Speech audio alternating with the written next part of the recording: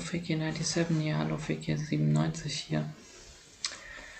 This time we come to a review to an Eminem interview from 1999, and thanks to Much for putting out the video.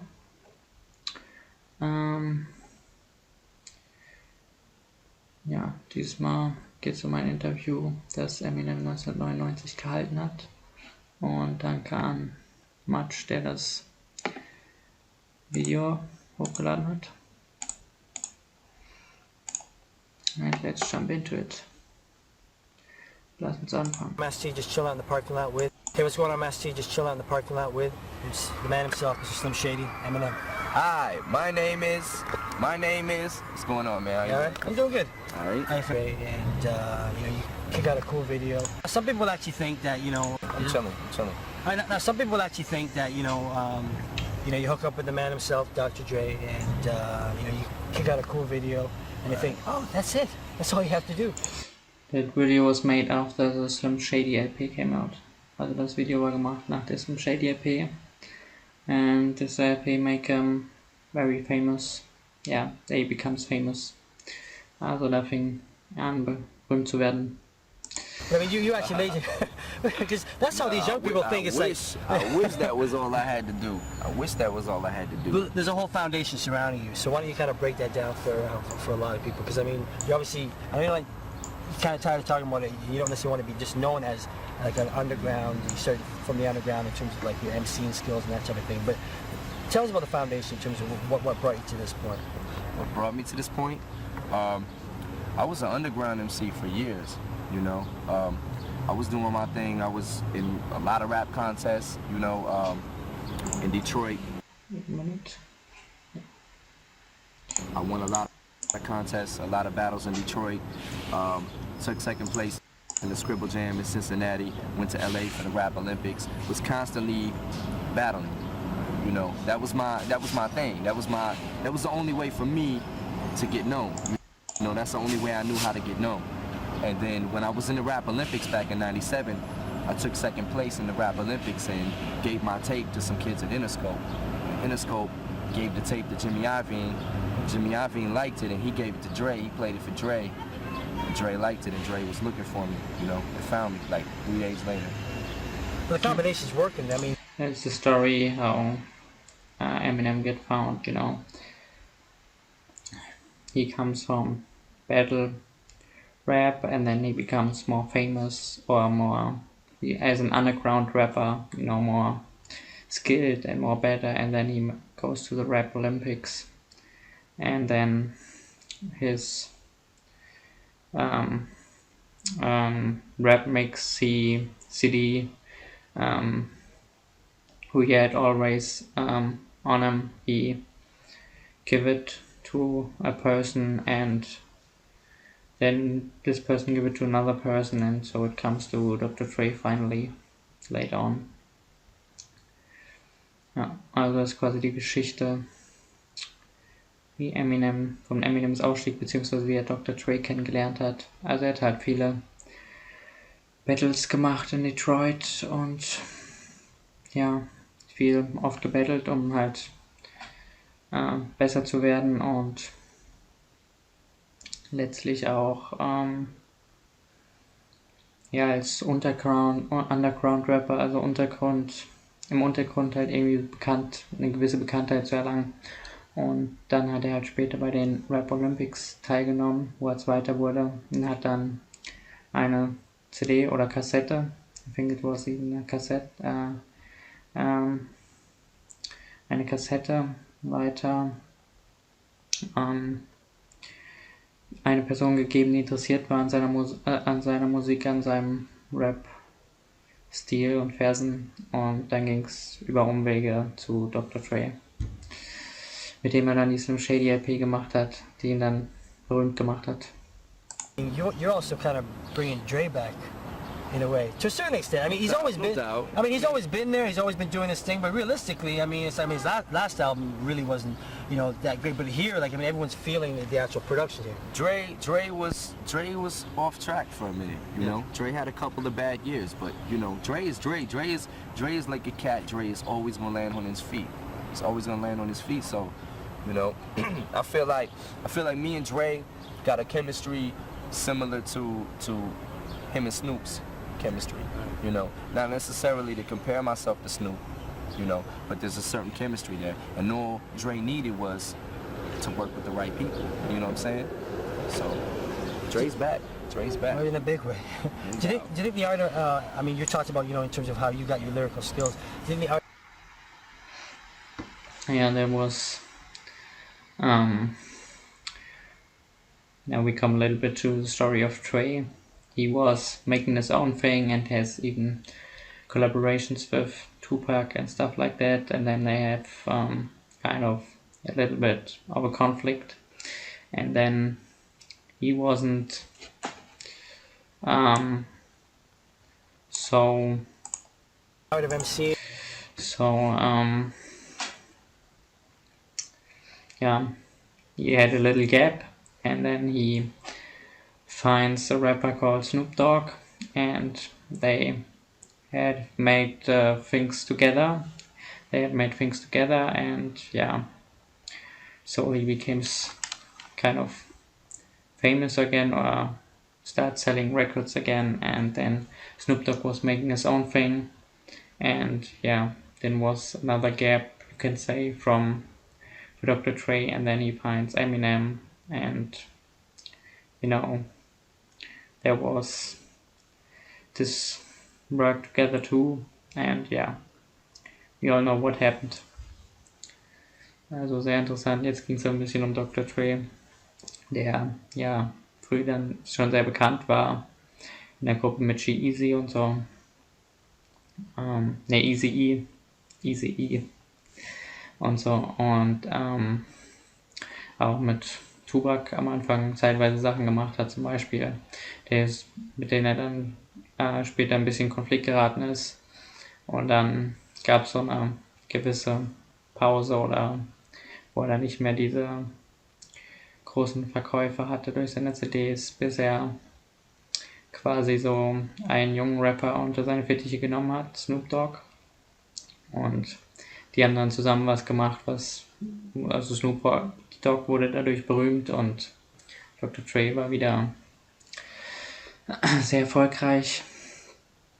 Und dann hat Snoop Dogg angefangen, sein eigenes Ding zu machen, und dann gab es wieder so eine kleine Pause für Dr. Dre, bis er Eminem quasi gefunden hat und ihn unter seine Fittiche genommen hat, und dann, ja, sind sie zusammen sehr berühmt geworden, also besonders Eminem, und ja, er hat ihm ja geholfen. Am Anfang haben sie auch sehr viele Tracks zusammen gemacht.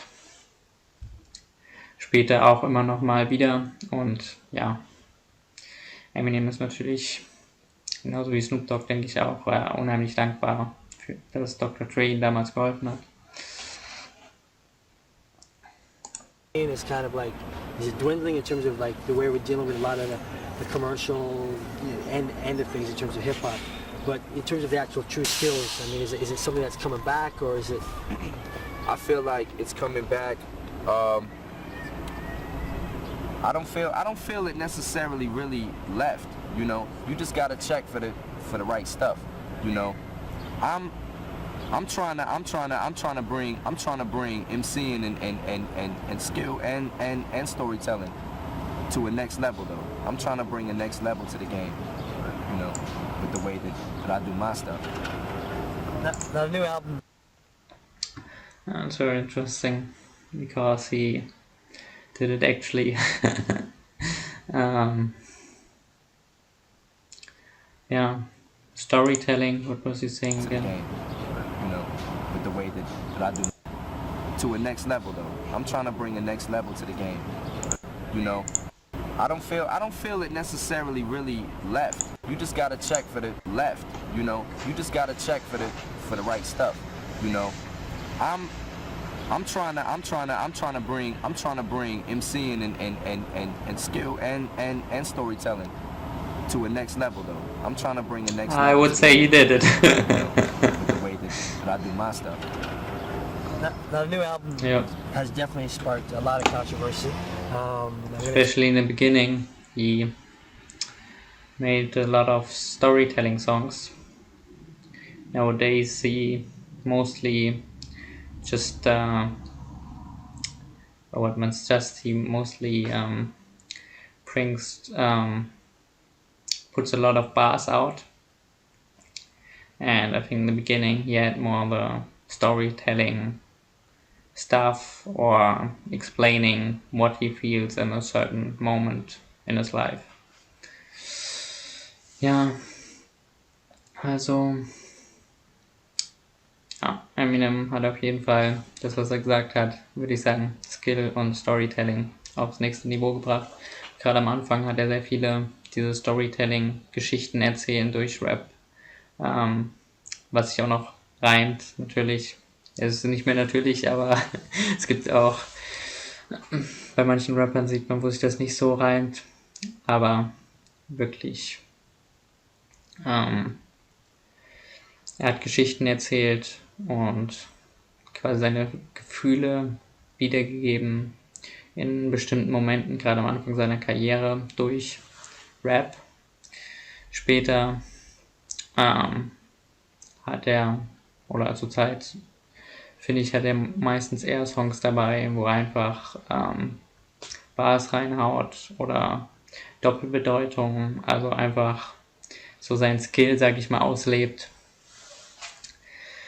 Ja, sein Skill zeigt und dass er in verschiedenen Flows rappen kann, was er auch schon früher gezeigt hat, aber da ging es mir um dieses Geschichten erzählen auch noch und quasi zu zeigen, ja, so fühle ich mich sozusagen und fühlt ihr das auch, oder was heißt, könnt ihr das so, wie er gesagt hat, ihr könnt entweder meine Welt kommen oder nicht.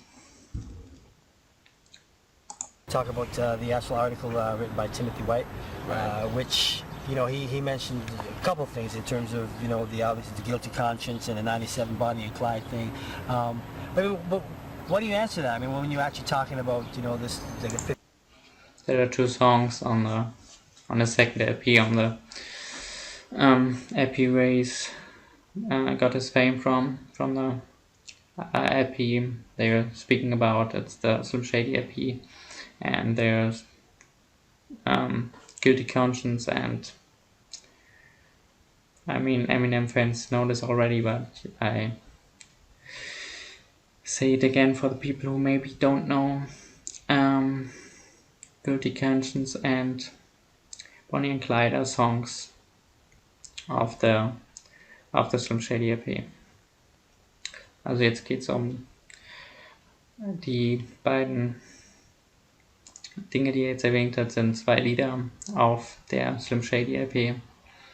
Das eine ist Bonnie und Clyde und das andere ist Guilty Conscience. 15-year-old girl that, you know, like, you know, hit it, you know what I mean? And Timothy White gave me a free ad, and I want to thank him for that. And I also like his bow tie. It's a nice bow tie he had. I don't know Timothy Frank. The song Guilty Conscience that he's talking about, first of all, he doesn't know hip-hop, so he doesn't belong judging it. He doesn't even know about it, so he shouldn't speak on it. But the song Guilty Conscience, what it was trying to say, if he had half a brain in his head, was that it was 3 instances of somebody about to do something bad, and this is what was going through their mind when they was about to do this. You know what I'm saying? There's the good half of you and there's the bad half of you. And 99% of the time, especially in America, the bad half always wins. And that's what I was trying to show. It's a concept song. It's a concept song. And Guilty Conscience is about a person who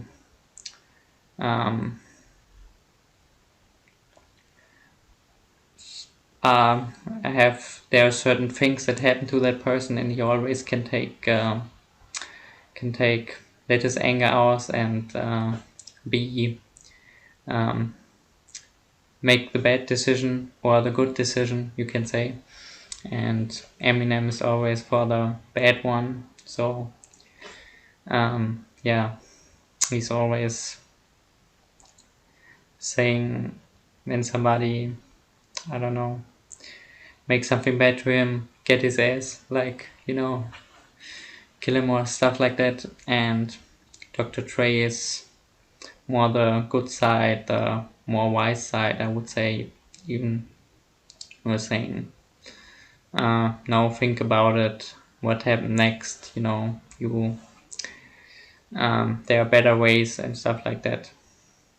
Ja, also Guilty Conscience geht darum, quasi Entscheidungen zu treffen in gewissen Situationen, und Eminem rappt dort so quasi, er ist die böse Seite, die quasi den Menschen dann dazu verführen will, was Schlechtes zu tun oder gewalttätig zu werden oder halt seinen Gefühlen freien Lauf zu lassen erstmal, anstatt nachzudenken und vielleicht eine bessere Entscheidung zu finden. Er ist sozusagen der Teufel, die böse Seite, während Trey die gute Seite verkörpert und halt erstmal sagt, denk drüber nach und was wird danach passieren, wenn du das tun würdest. Also immer ein Kampf zwischen diesen Seiten. But Timothy White didn't see the concept behind it, and obviously got offended because he probably really thinks that way. You know what I'm saying? That's his guilty conscience. He really thinks that way and wants to claim all of this righteousness and whatever, but his guilty conscience is making him take it seriously. I think it hit a soft spot for Timothy White, so. Timothy's not here to speak for himself, but but in terms of like where you're coming from with lyrically, I mean, you talk about Slim Shady as being that, that side of you that, when you really, got to that corner where you're just totally pissed and you're totally mad. I mean, how, judging from the record and some of your lyrics, I mean, like, how pissed off is Eminem? I mean, like, is this just like a real good ability for you just to kind of vent in terms of what's on your mind at this particular point in time, that your next record is on a different vibe? I've always said that my music, for me, my music is like therapy for me. You know what I'm saying? It's a way for me to get stuff off my chest. Ja, das ist sehr wichtig zu wissen über Eminem. Also, it's important to know more of him. It's like we say, music's like therapy for me, so it's something to get something off of my chest. So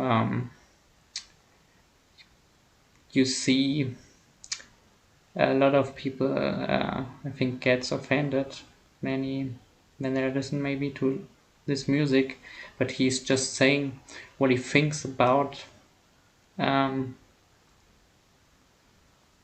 this situation, or what he thinks about this theme in that time, how his feelings were, and he's just saying it out. And yeah, instead of hiding it, to get not into the conflict. So he's kind of, you can say, searching in that case the conflict. Yeah. He's not holding back or hiding stuff. And he gets deep in his feelings, and I think always the real artists are trying to put themselves out to the art that they are doing, not only in rap, but even in other stuff.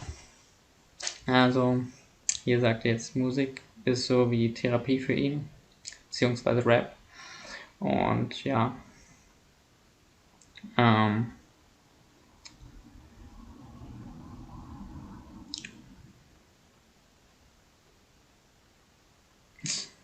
so wie Therapie für ihn.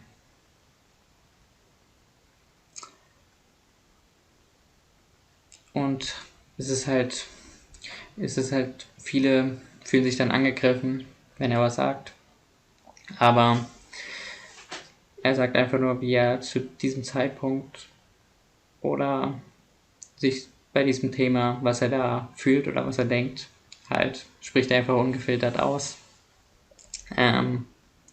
Ja, so anders als wenn man es jetzt zum Beispiel, anstatt es dann nicht zu sagen, sagt er es einfach. Auch wenn es vielleicht viele sich dann angegriffen fühlen oder nicht verstehen, sondern er sagt halt dann das, was er denkt darüber und übertreibt vielleicht auch manchmal oder steigert sich in so ein Gefühl hinein, um diesen Song dann auch diese Richtung zu geben. Ja, ich wollte jetzt noch was sagen. Ja, genau. Ich denke, dass das generell so mit Künstlern ist. Die für mich echten Künstler versuchen immer, sich selbst irgendwie zu expressionieren, auszudrücken durch die Kunst, die sie ausüben. Ja, versuchen sie halt ihre eigenen Gefühle so ein bisschen auch, ja, auszudrücken. Und in Eminems Fall ist es halt Rap. I haven't always been pissed off. I haven't always been mad, you know. It just came to I feel like right now it's just came to a boiling point for me. You know what I mean? I've been through so much stuff in my life that, you know, I kind of reached a point where I was just fed up, you know, and just got tired of it. And it shows on the record, you know. All right, but the masses kind of have to deal with what's going on in your minds. You know what I mean? And for some people to interpret that, it can be hard for some kids who don't necessarily understand what you've been through. You know what I mean? I don't think nobody will ever understand what's completely on my mind, and I'm not asking people to. You know, my album is kind of like inviting you into my world. If you want to come into it, you do. If you don't, you don't. And I feel like one of the reasons that it's selling so many records is probably because there's so many kids that can relate to what I've been through. You know, there's kids that can listen to the music and say, I've been there. You know, I've been through that. So I think they can relate to it, you know. There's a lot of poor people in the world. There's a lot of lower class people that been through a lot of stuff, you know. All right. I guess another thing that a lot of people have been talking about in terms of controversy surrounding Eminem is... It's very interesting. Yeah. So he's saying, yeah, he's making this, or the people who didn't like it can stay out of it, and the people who can relate to the things he had in mind, they are the ones who buying this album because there are existing so many. Yeah. The album was selling so good. Also im Prinzip ging es jetzt darum, ob es vernünftig ist, quasi auch diese Sachen quasi auch, die er da sagt,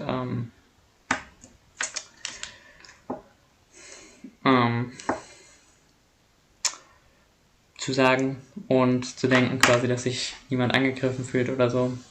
Aber er sagt halt einfach, entweder du kommst in diese Welt oder in, sag ich mal, meine Welt hinein, also ein Stück weit durch meine Musik oder nicht.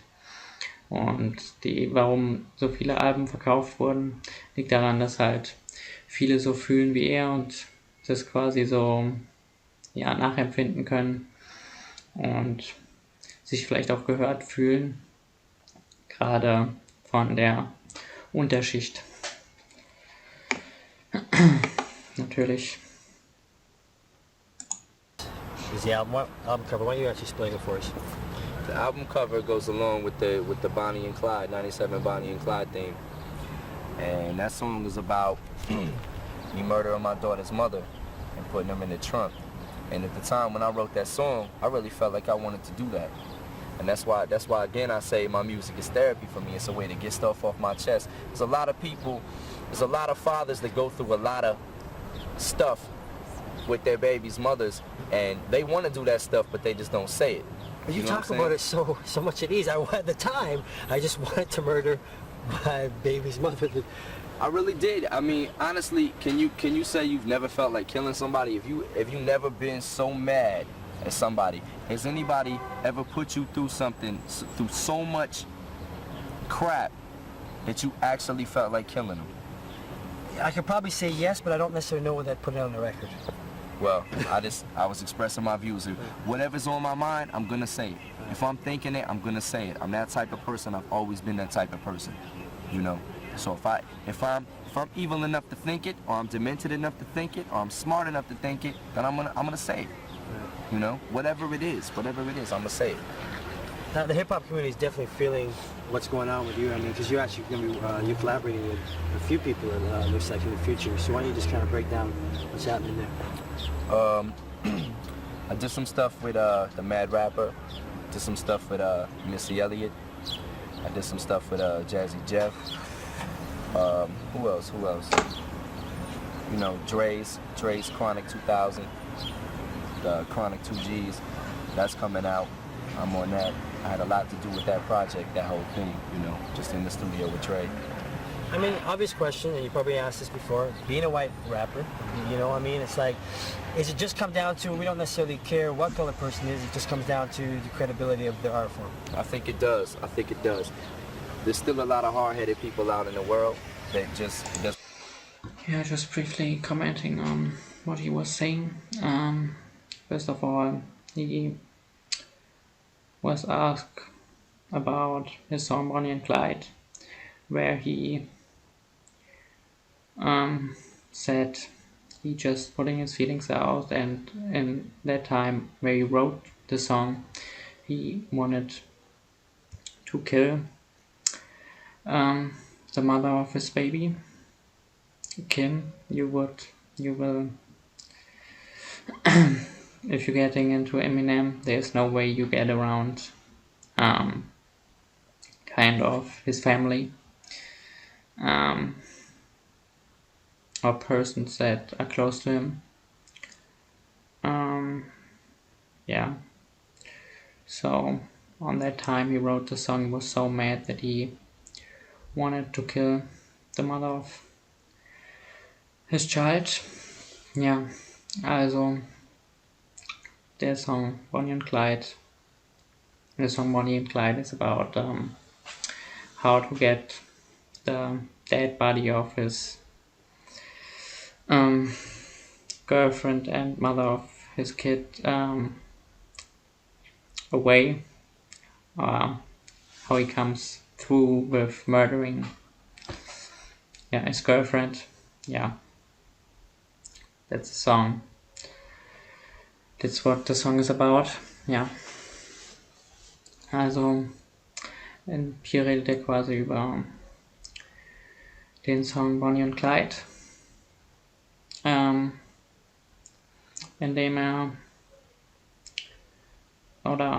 bei dem es darum geht, dass er die Mutter seines Kindes getötet hat und die Leiche wegschaffen muss mit seiner Tochter. Ja. Also seine Tochter lebt, also er hat quasi seine Frau, also dass er einfach die Leiche seiner Frau halt oder seiner Freundin wegbringen muss. Und er wird dann gefragt, ja, warum er das denn gesagt hätte und so, aber wie gesagt, für ihn ist ja Musik wie Therapie und so hat er sich eben gefühlt, als er den Song geschrieben hatte. Ja. And after this, they were saying some stuff about new projects back in 1999, what he wanted to do or with which rappers he wanted to collaborate. Ja, also danach ging es darum, was er danach tun möchte. Nach der Slim Shady LP, mit welchen Rappern er zusammen oder Künstlern er zusammen auftreten wird oder würde, welche Projekte er in Zukunft hat. Doesn't matter what you bring to the table, they still won't like you. But I feel like overall, hip hop is like any sport. You know what I'm saying? It's like basketball or football. If you can throw a football, it doesn't matter what color you are. It doesn't matter if you can slam dunk a basketball. You know what I'm saying? It just doesn't matter. It's all about the individual person. You know, and being that if there's not that many good white rappers, I don't have anything to do with that. You know what I'm saying? All I can do is speak for myself. You know. This is me, and this is all I can do is bring me, you know. So I think it really depends on the individual, you know. Every case is separate. Every case is different.